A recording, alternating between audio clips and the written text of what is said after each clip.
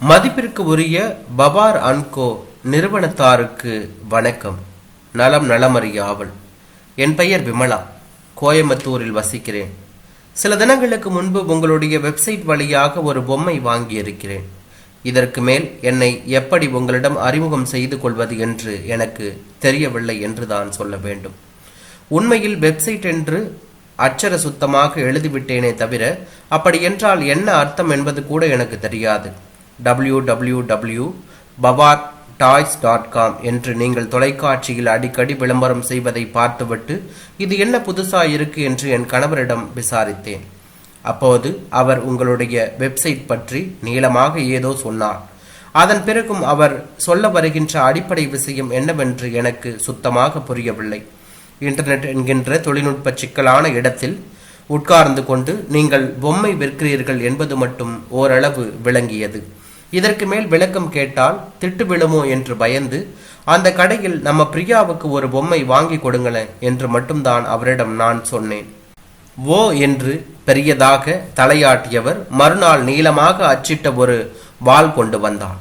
அதில் நீங்கள் விற்கிற பொம்மைகளின் பட்டியலும் சிற்சில விளக்க குறிப்புகளும் இருந்தன.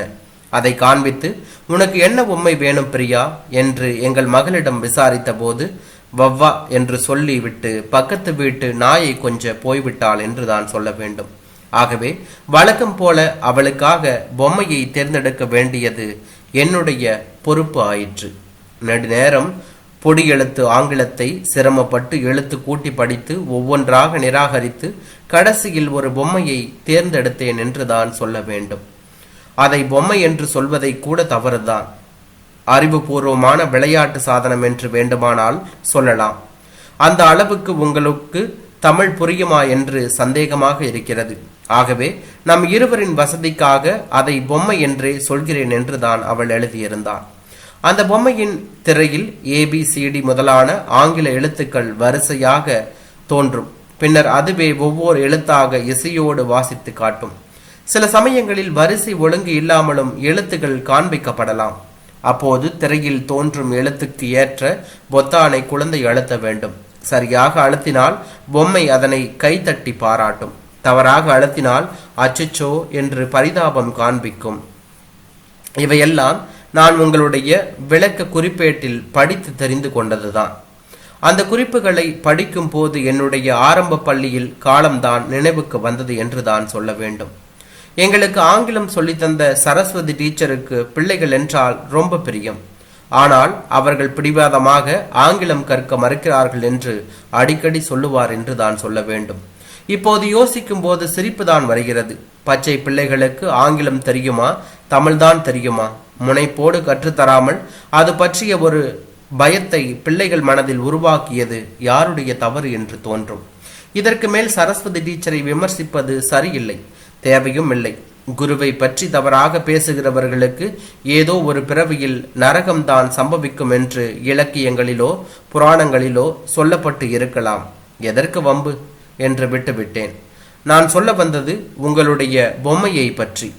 சரஸ்வதி டீச்சரை போல் சலிப்படையாமல் ஒரே விஷயத்தை திரும்ப திரும்ப சொல்லி தருவதற்கு தயாராக இருக்கும் இந்த பொம்மை டீச்சர் இப்போதுதான் ABCD என்று ஏதோ மரளையில் உளறி பழகி கொண்டு இருக்கிற எங்கள் மகளுக்கு ரொம்ப உபயோகமாக இருக்கும் என்று எனக்கு தோன்றியது.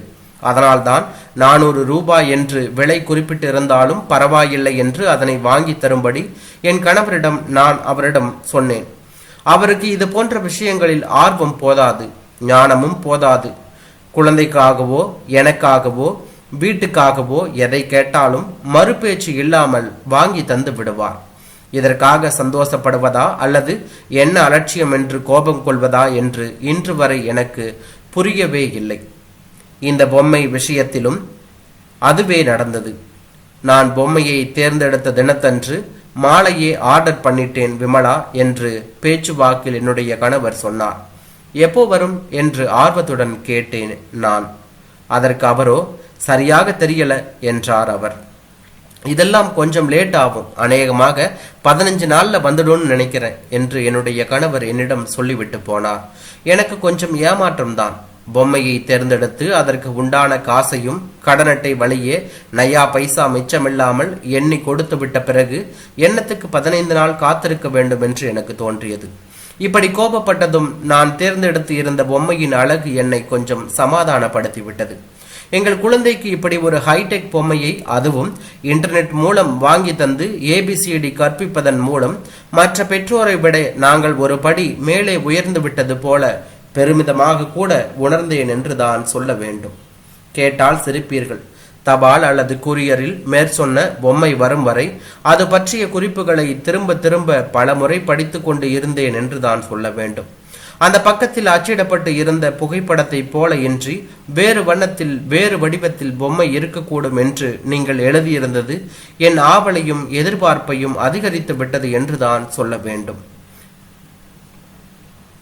எங்கள் மகளுக்கு இதை பற்றி எல்லாம் எதுவும் தெரியாததால் அவள் பாட்டுக்கு வழக்கம் போல விளையாடி கொண்டு இருந்தாள்.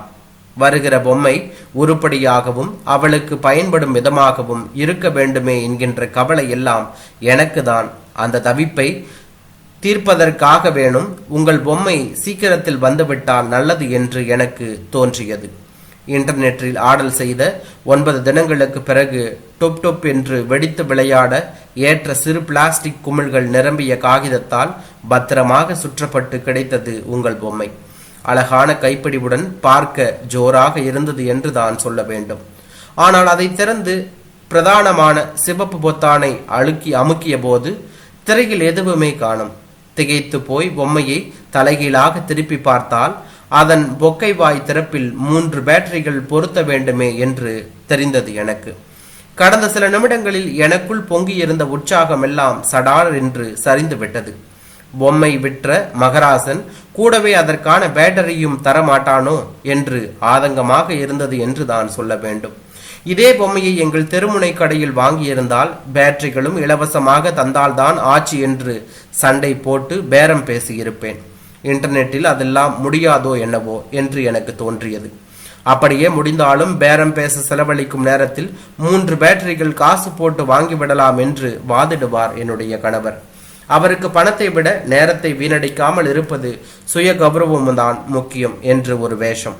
அதன் பின்னணியில் இருப்பது சுத்தமான சோம்பேறித்தனம் என்று தான் சொல்ல வேண்டும். ஆக தேவையான பேட்டரிகளை தராமல் பொம்மையை உயிரின்றி அனுப்பி வைத்ததற்காக உங்கள் மேல் எழுந்த கோபம் அவர் மீது திரும்பி கடைசியில் அம்பு முறிந்து விழுந்தது. உடனடியாக வீட்டில் இருக்கிற சிறு கடிகாரங்களை எல்லாம் நோண்டி எப்படியோ 3 பேட்டரிகளை தேற்றிவிட்டேன் என்று தான் சொல்ல வேண்டும். ஆனால் அவற்றில் ஒரு பேட்டரி மிக மிக சிறியதாக 1.5 வயது பிரியாவின் விரல்கள் தடிமன் தான் இருந்தது.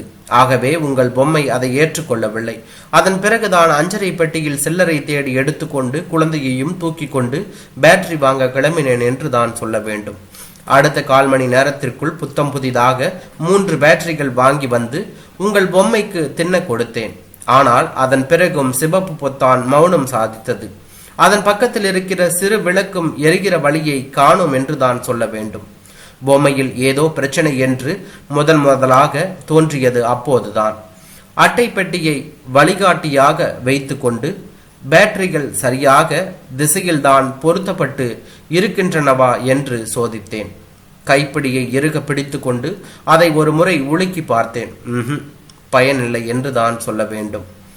ஐயோ, 400 சொச்ச ரூபாய் போச்சே என்று பதைபதைப்பாகிவிட்டது.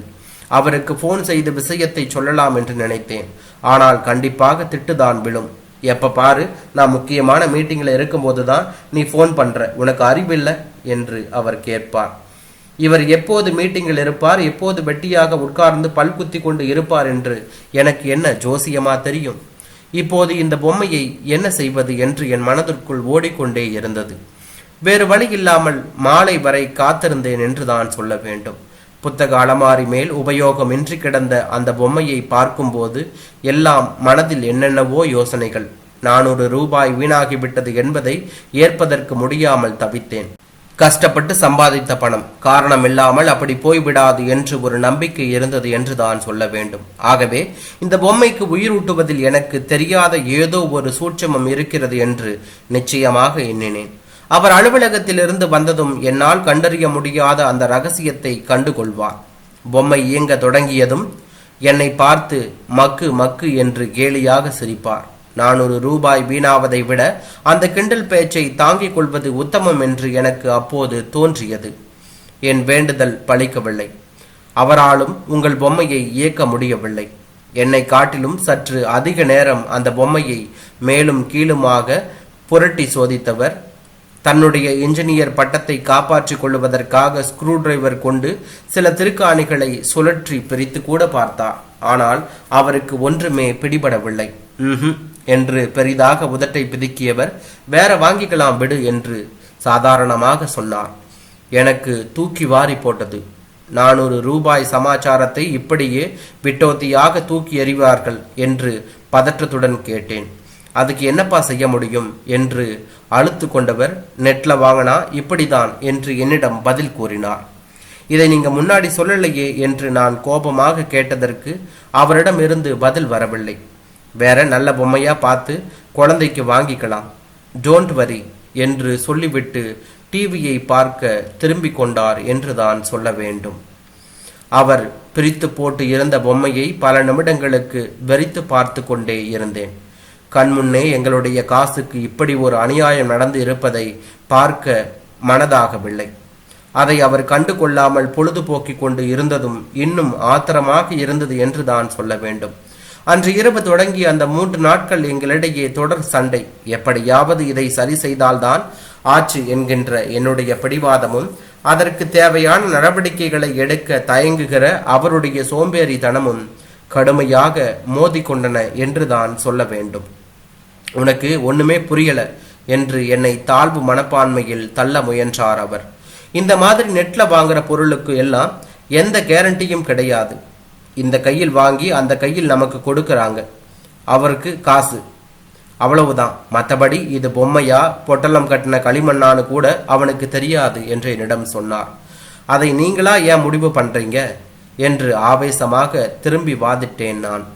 இது மாதிரி ஒரு பொருள் டேமேஜ் ஆயிடுச்சுன்னு நீங்க நெட்ல சொன்னா அவன் பதில் சொல்ல மாட்டானா என்று நானும் அவரிடம் கேட்டேன். மாட்டான், முடிவாக சொன்னார் அவர். நீ நினைக்கிற மாதிரி இன்டர்நெட்டுங்கிறது உங்க ஊர் கடத்தெரு இல்லை. அங்க போய் அனாவசியமா கத்திக்கிட்டு இருக்கிறது வேஸ்ட். நான் என்னோட நேரத்தை அப்படி வீணடிக்க தயாராக இல்லை என்று அவன் கட்டன் ரைட்டாக சொல்லிவிட்டான். அவ்வளவுதான். அதன் பிறகு பல மணி நேரங்களுக்கு நான் அவரை திரும்பி கூட பார்க்கவில்லை. அது எப்படி ஒரு மனிதருக்கு இப்படி 400 ரூபாயை வீணடிக்க மனசு வருகிறது? இது போல அநியாயமாக ஒருவன் காசை பிடுங்கிக் கொண்டு ஓட்டை பொருளை விற்கும் போது யாரும் எதிர்த்து கேள்வி கேட்க முடியாது என்றால் அது என்ன மண்ணாங்கட்டி இன்டர்நெட்டு என்று எனக்குள் தோன்றியது. நினைக்க நினைக்க எனக்கு தாங்கவில்லை. இந்த பிரச்சனையை சுமூகமாக தீர்க்க ஏதோ ஒரு வழி நிச்சயமாக இருக்க வேண்டும். அதை ஒழுங்காக விசாரித்து கண்டுபிடிக்க துப்பில்லாமல் தான் இவர் இப்படி வெட்டி நியாயம் பேசி கொண்டு இருக்கிறார் என்று உறுதியாக எனக்கு தோன்றியது என்று தான் சொல்ல வேண்டும். மறுநாள் காலை நான் இந்த பொம்மையை அதே அட்ரஸுக்கு திருப்பி அனுப்ப போகிறேன் என்றேன் அவரிடம். அவர் பயந்து விட்டார். வேஸ்ட் என்றார். அவர் ஒரே வார்த்தையில், நான் வேணும்னா காசு தரேன், 10 கடை ஏறி இறங்கி இதே மாதிரி நல்ல பொம்மையை தேடி வாங்கிக்கோ, மற்றபடி இதை திருப்பி அனுப்புறது, அது ஒழுங்கா மறுபடி திருப்பி வரும்னு எதிர்பார்க்கிறது எல்லாம் சுத்த பைத்தியக்காரத்தனம் என்று என்னிடம் சொன்னார். நான் அவருக்கு எந்த பதிலும் சொல்லவில்லை. பொம்மையை பழையபடி பெட்டிக்குள் போட்டு ஒட்டிவிட்டு இந்த கடிதத்தை எழுதி கொண்டு இருக்கிறேன் என்றுதான் சொல்ல வேண்டும். இந்த விஷயத்தில் நான் நினைப்பது சரியா அல்லது அவர் சொல்வதுதான் யதார்த்தமா என்று எனக்கு தெரியவில்லை என்றுதான் சொல்ல வேண்டும். சொல்ல போனால் இந்த கடிதத்தை நீங்கள் பிரித்து படிக்க கூட மாட்டீர்கள் என்று அவர் சொல்கிறார். அது உண்மையாகவும் இருக்கலாம். ஆனால் என் மனதுக்கு பட்டதை கொஞ்சமாவது சொல்லிவிட்டால்தான் எனக்கு நிம்மதி என்று எனக்கு தோன்றியது. நீங்கள் அனுப்பிய பொம்மை இயங்காததை கண்டதும் நான் தவித்தது எனக்கு தான் தெரியும். எத்தனை முயன்றாலும் அந்த மன வருத்தத்துக்கு எல்லாம் சமமான ஒரு இழப்பீட்டை உங்களால் கொடுக்கவே முடியாது என்று தான் சொல்ல வேண்டும். மேற்படி பொம்மை மீது ஆசை கொண்டவள் நான் தான், என் மகள் அல்ல. ஆகவே இந்த பொம்மை இயங்காதது குறித்து அவளுக்கு எந்த ஏமாற்றமும் இல்லை. ஆசைப்பட்டதை குழந்தைக்கு விளையாட தர முடியவில்லையே என்கின்ற ஏக்கம் எனக்கு தான். அதற்காக செலவழித்த பணம் இப்படி வீணாகிவிட்டதே என்கின்ற ஆதங்கமும் எனக்கு தான். இதே பொம்மையை நான் கடை தெருவில் வாங்கியிருந்தால் நிச்சயமாக இப்படி ஓர் ஓட்டை பொருளை ஏற்றுக்கொண்டு இருக்கவே மாட்டேன். எந்த கொம்பாதி கொம்பனும் என்னை இப்படி ஏமாற்றியும் இருக்க முடியாது என்று நான் நினைக்கிறேன். கடை தெருவும் இன்டர்நெட்டும் ஒன்று இல்லை என்று என் கணவர் வாதிடுகிறார். ஆனால் பிரபஞ்ச நியாயங்கள் அப்படியெல்லாம் இடம், பொருள், ஏவல் பார்த்து மாறாது என்று நான் உறுதியாக நம்புகிறேன். ஆகவே நீங்கள் உங்கள் கடையை எங்கே விரித்திருந்தாலும் எங்களை போன்ற வாடிக்கையாளர்கள் ஒவ்வொருவருக்கும் உண்மையாக இயங்குவதுதான் ஒழுங்கு. அதுதான் முறையும் கூட. உங்களை பொறுத்தவரை இந்த பொம்மைக்கான முழு விலையையும் நாங்கள் பைசா மீதமின்றி செலுத்திவிட்டோம். அதற்கு ஏற்ப சரியாக இயங்கும் ஒரு பொம்மையை எங்களுக்கு தர வேண்டியது உங்களுடைய பொறுப்பு. நீங்கள் அதில் தவறிவிட்டீர்கள் என்றுதான் சொல்ல வேண்டும். இந்த விஷயங்கள் அனைத்தையும் கருத்தில் கொண்டு நீங்கள் இந்த ஓட்டை பொம்மையை ஏற்றுக்கொண்டு சரியாக இயங்கும் ஒரு பொம்மையை எங்களுக்கு உடனடியாக அனுப்பி வைக்கும்படி வேண்டுகிறேன் என்றும் ஆண்டவன் எங்களை நன்றாகவே வைத்திருக்கிறான். இன்னொரு 400 ரூபாய் செலவழித்து இதே போன்ற பொம்மை ஒன்றை தேடி வாங்குவது எந்த விதத்திலும் எங்களுக்கு சிரமமான விஷயமில்லை. ஆனால் வாழ்வில் நியாயத்துக்கு கட்டுப்பட்ட ஓர் ஒழுங்கை பின்பற்ற வேண்டும் என்று எதிர்பார்க்கின்ற என்னுடைய அப்பாவித்தனமான நம்பிக்கை உங்களுடைய நேர்மையற்ற தன்மையால் குலைவதை நான் விரும்பவில்லை. நீங்களும் விரும்ப மாட்டீர்கள் என்றே நான் நம்புகிறேன். ஒருவேளை நீங்கள் இந்த கடிதத்தை பிரித்து படிக்காமலே கூட போய்விடலாம். அப்படியாயின் இந்த பொம்மையை நான் வாங்கவே இல்லை என்று நினைத்து கொண்டு விடுகிறேன் என்றும் என் மனது சொல்லிக் கொண்டுதான் இருக்கிறது. ஓர் அநீதியின் சாட்சியாக இந்த பொம்மை என்னை வாழ்நாள் முழுவதும் உறுத்தி கொண்டே இருக்க வேண்டாம். அந்த விதத்திலும் இதை திருப்பி அனுப்பி விடுவதுதான் நல்லது என நான் நினைக்கிறேன். நன்றிகள். என்றும் அன்புடன் விமலா என்று எழுதியிருந்தார்.